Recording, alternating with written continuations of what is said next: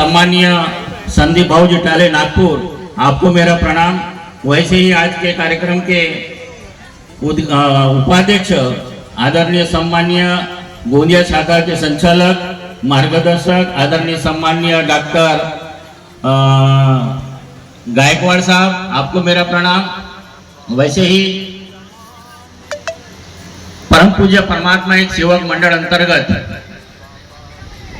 गट number 10 से जो यहाँ आए हुए सेवक है और यहाँ दूर दराज से आए हुए सेवक है, यहाँ बैठे हुए प्रमुख अतिथि में कार्यकर्तागण है, मंडल अंतर्गत मार्गदर्शकगण है, सभी को मेरा आदरपूर्वक नमस्कार जी। सुंदर सुंदर अनुभव यहाँ अभी हमें मिले हैं। आज बड़ा सौभाग्य का दिन है। मैं अपने लिए तो बड़ा सौभाग्य समझता हूँ, क्योंकि आज मध्य प्रदेश में 16 नव्य हवन कार्य और महाराष्ट्र में 16 नव्य हवन कार्य आज के तारीख में संपन्न हुए हैं। मैं अभी जो यहाँ पहुंचा, इसके पहले मैं मध्य प्रदेश में रजेगांव में 16 हवन कार्य संपन्न हुए, उस निमित्त भगवत कार्य की चर्चा बैठक चल रही थी। वहाँ के मार्गदर्शक इन्होंने मुझे विनंती किया था कि साहब बोले कम से कम 1-1.5 घंटा आप भगवत कार्य को दोगे। तो वो शब्द मुझे याद आया और मैं वहाँ चले गया। वहाँ भी मुझे भगवत कार्य का बहुत अच्छे विचार मिले, बहुत आनंद आया और आज मैं यहाँ आया हूँ तो मैं अपने आप को सौभाग्यवान समझता हूँ। मैंने 15 हवन तक देखे, 14 हवन भी देखे हैं, 10 तो होते ही है, 5-7 होते ही है, लेकिन मैं अपने जीवन में पहली बार देख रहा हूँ 16 नव्य हवन कार्य। ये हमारे लिए, तुम्हारे लिए बड़े सौभाग्य की बात है और आज यहाँ हम सब उपस्थित हैं। ये बाबा की महान कृपा है। आज जो भी कुछ हमारे जीवन में परिवर्तन हुआ है, बदल हुआ है, हमारी आर्थिक ग्रस्ती ऊंची उठी है, हमें सुख शांति समाधानी है, परिवार स्वर्ग के जैसे हो गया है, ये महान त्यागी बाबा जुमदेव जी की कृपा है। ये कृपा जितनी सहज तरीके से हमको मिली है, उतनी बाबा को यह कृपा नहीं मिली। बाबा को इस कृपा को प्राप्त करने के लिए क्या क्या नहीं करना पड़ा, आप सबको मालूम है। बाबा ने कितने दुख झेले, कितनी समस्या का उन्होंने निवारण किया, समस्या झेली, बड़े मुश्किल से भगवान की प्राप्ति महान त्यागी बाबा जुमदेव जी ने की और अपने संसार में, अपने परिवार में सुख शांति समाधानी उन्होंने मिलाई। उन्होंने सोचा कि इस देश में मेरे जैसे दुखी कष्टी घोर गरीब मानव बहुत से हैं, उन तक यह कृपा पहुंचना चाहिए। इसलिए बाबा ने अपने जीवन के अंतिम छोर तक निष्काम निस्वार्थ भावना से बाबा ने मानव जागृति के कार्य किए। उसमें से आप हो और हम सभी हैं।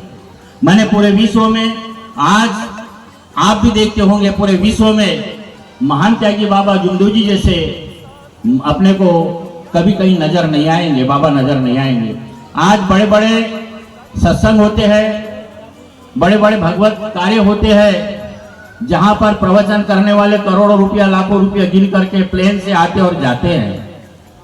लेकिन हमने देखा है कि महान त्यागी बाबा जुमदेव जी ट्रेन से हो, बस से हो, कैसे भी उन्होंने सफर काटा है। अपने परिश्रम, अपने खून और पसीने के पैसे जेब से खर्च करके बाबा ने कार्य किया है। जैसे आज आप अपने परिश्रम का पैसा खर्च करके नागपुर से यहाँ तक पहुंचे हो, बाबा ने यही कार्य किया है जो आप लोग भी कर रहे हो। ये कोई साधारण बात नहीं है। निष्काम निस्वार्थ भावना से बाबा ने अपने जीवन के अंत समय तक एक भगवत कार्य किए। इसीलिए इस मार्ग पे दैवी शक्ति खड़ी है और इस मार्ग पे जो भी दुखी कष्टी घोर गरीब मानव आता है, तात्काल में सुख शांति और समाधान मिलती है। इतना प्रैक्टिकल अनुभव हमको, आपको सभी को है। मैं क्योंकि समय को देखते हुए मैं अपना खुद घर का अनुभव बताऊंगा और उसके बाद एक छोटा सा कोई दृष्टांत दूंगा और अपने शब्दों को विराम दूंगा। हमारे परिवार में हमारी माँ की तबीयत इतनी खराब रहती थी। सन 84-85 की बात बता रहा हूँ, 40 साल पहले की। हम स्कूल पढ़ते थे। हम परिवार में 4 भाई, माता पिता। माँ की तबीयत इतनी खराब होती थी कि उनका शरीर पूरा फूल जाता था, अकड़न आती थी।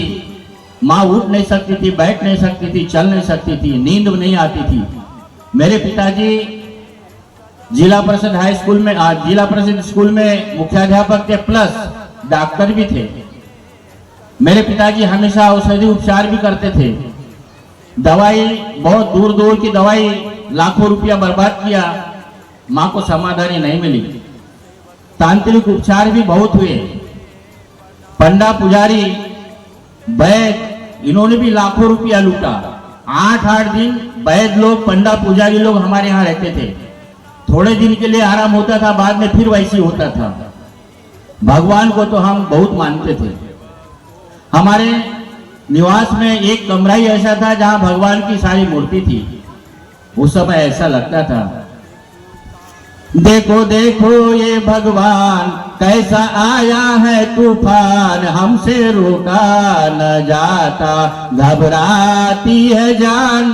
भगवान से आराधना करते थे, भगवान से विनती करते थे कि ये भगवान, हमारे परिवार में जो दुख का पहाड़ है, इस पहाड़ को आप हटाओ, सुख शांति और समाधानी दो। लेकिन कोई परमेश्वर दौड़ के नहीं आए। बिना आरती से भोजन नहीं होता था। इस प्रकार भगवान की श्रद्धा थी, लगन थी, लेकिन कोई भगवान सामने नहीं आए, समाधानी नहीं मिली। परिवार बेचैन था। हम छोटे छोटे थे, हम स्कूल जाते थे। उस समय में परिस्थिति ऐसी थी, 4 भाई थे, बहन नहीं थी। उस समय में स्कूल जाने के पहले हम चारों भाई काम बांट लिया करते थे। एक भाई खाना बनाता था, एक भाई झाड़ू लगाता था, एक भाई कपड़ा धोता था, ऐसे पूरे काम बांट लिए थे। और खाना बनाना, घर का काम करना और शिक्षण भी उसी समय होता था। स्कूल जाना, स्कूल के बाद वहां से, स्कूल से वापस आने के बाद फिर से अपनी दिनचर्या चालू, खाना बनाना। जब माँ हमको देखती थी तो माँ के आंखों से आंसू निकलते थे। माँ कहती थी अगर मेरी लड़की होती तो आज पूरा घर को संभाला होता।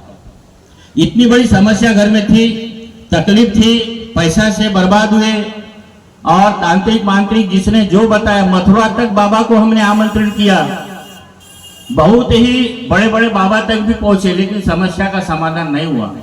उस समय मेरे पिताजी उदास हुए और अपने हॉस्पिटल, अपने क्लिनिक में कौलेवाड़ा तिरोड़ा के पास से वहां गए।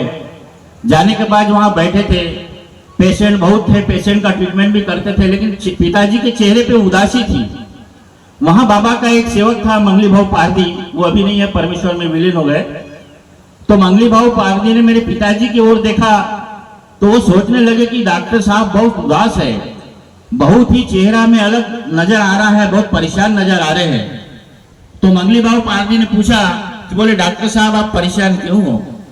तब मेरे पिताजी ने मंगली भाव पारदी को बताया कि बोले मैं लोगों का ट्रीटमेंट करता हूँ, लोगों की औषधि करता हूँ, लोगों की समस्या दूर करता हूँ, लेकिन आज बोले मेरे परिवार में कुछ समस्या है, मेरे पत्नी के ऊपर समस्या है, उपचार बहुत हो गया, समाधानी कुछ भी नहीं है। उस समय मंगली भाव पारदी ने बताया, डॉक्टर साहब बोले एक रास्ता है, अगर वो रास्ता आप अपनाना चाहते हो तो समाधानी मिल सकती है, मिलेंगी नहीं कहता, लेकिन मिल सकती है। तो मेरे पिताजी ने बोले क्या है रास्ता बताइए। बोले एक परमेश्वर को मानना पड़ता है।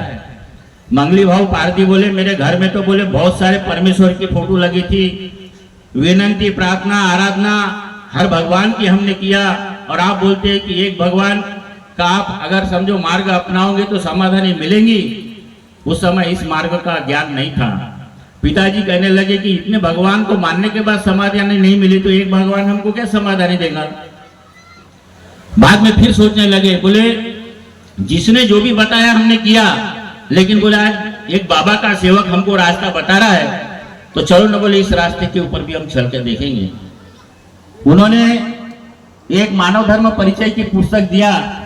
बोले आप जाओ घर में विचार करो, बोले और परिवार में अगर एकता होती है, एक विचार होता है, तो बोले ये मार्ग में आप प्रवेश करो, अन्यथा कोई मतलब नहीं है। बोले वो मानव धर्म परिचय की पुस्तक लेके गए।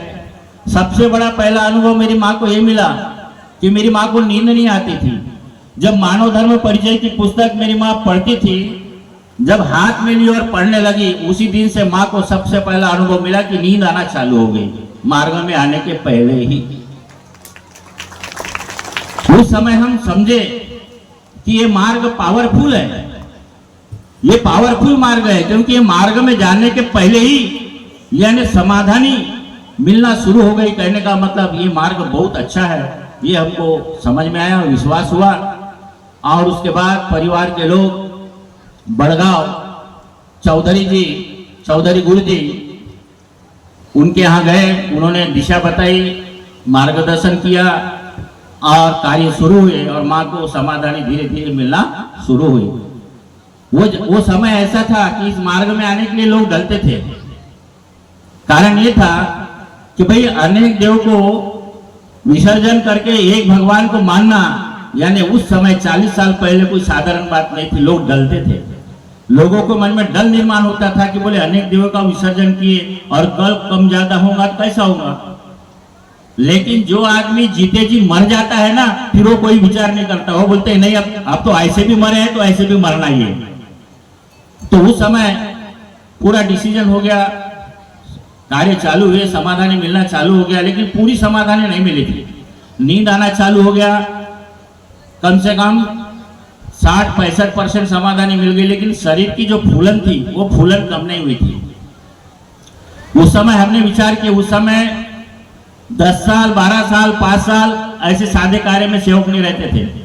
आज कार्य लेने के बाद भाऊ माझा घर तयार व्हायचं आहे, भाऊ माझ्या पोराचं लग्न करावाचं आहे, भाऊ हे अडचण आहे ते अडचण आहे, आणि मार्गात आला त्यावेळी एवढा दुःखाचा पहाड होता, त्यावेळी अडचण नाही दिसली तुम्हाला, नाही समजली अडचण, समाधानी झाली, सुखी झाला, आणि आता अडचण सांगून राहिले भगवत कार्य करण्यासाठी। बाबा के कार्य करने के लिए अब समस्या अड़चन बता रहे हो, अगर भगवान ने अड़चन बता दिया तो कहाँ के यहाँ के नहीं और कहीं के नहीं रहेंगे। इसलिए भगवत कार्य महत्व का है। तो हमने विचार किया कि भगवत कार्य अपने को करना है, त्याग के कार्य करना है यानी करना है। वो भगवान क्या घड़ाता है वो भगवान देखे। त्याग के कार्य चालू किए, त्याग के कार्य आधे हो गए थे और शाम का समय था, माँ घाट के ऊपर में ऐसी लेटी थी, नींद नहीं लगी थी, लेटी थी, और ठंडी का समय था, छोटा बारीक कंबल लेकर के लेटी थी। उस समय में गंधवल एक आई और गंधवल ने माँ के पाँव को डंस किया और वो डंस करने के बाद गंधवल निकल गई। डंस करने के बाद दर्द नहीं हुआ। गंधवल जब डंस करती है तो इतनी तकलीफ होती, इतनी परेशानी होती है, लेकिन माँ को दर्द नहीं हुआ। गंधवल ने जैसी डंस की, गंधवल चली गई और कुछ क्षण के बाद देखते तो मेरी माँ के शरीर की पूरी फूलन दूर हो गई। गंधवल के रूप में भगवान बाबा हनुमान जी ने आकर के इतनी बड़ी समाधानी दी, दुख दी। ये प्रैक्टिकल अनुभव मेरे घर का है। आज बाबा की कृपा से परिवार में सुख शांति समाधानी है। आज अगर मेरे पिताजी ने मार्ग नहीं लिया हुआ था तो आज हम 4 भाई हैं, 4 दिशा में होती, हमारी दशा भी क्या होती हम ये भी नहीं कह सकते। लेकिन हम सौभाग्यवान समझते हैं कि मेरे पिताजी ने मार्ग लिया तो आज हमारा जीवन बना, आज हमारा परिवार निर्वसनीय है, आने वाली पीढ़ी भी निर्वसनीय रहेगी और ये जो धन मिला है बाबा का ये कभी संपन्न नहीं हो सकता। लेकिन इस धन को संभालने के लिए बाबा ने तत्व शब्द नियम, सुबह की विनंती, शाम की प्रार्थना दिया है। इसको लेकर के हम अगर चलेंगे तो जीवन में कभी पीछे नहीं रहेंगे, हमेशा आगे जाएंगे। और इसीलिए बाबा ने जो हमेशा मार्गदर्शन किया है, बाबा ने कहा की मी 40 वर्ष झाले म्हणे सेवकाला जागवण्याचा प्रयत्न करतो म्हणे, परंतु सेवक जागू शकले नहीं। ये बड़े दुख की बात है, बाबा के मुंह से ऐसे शब्द निकलना है, हम सेवक के लिए दुख की बात है। बाबा ने ऐसे क्यों बोले, उसके कारण होंगे।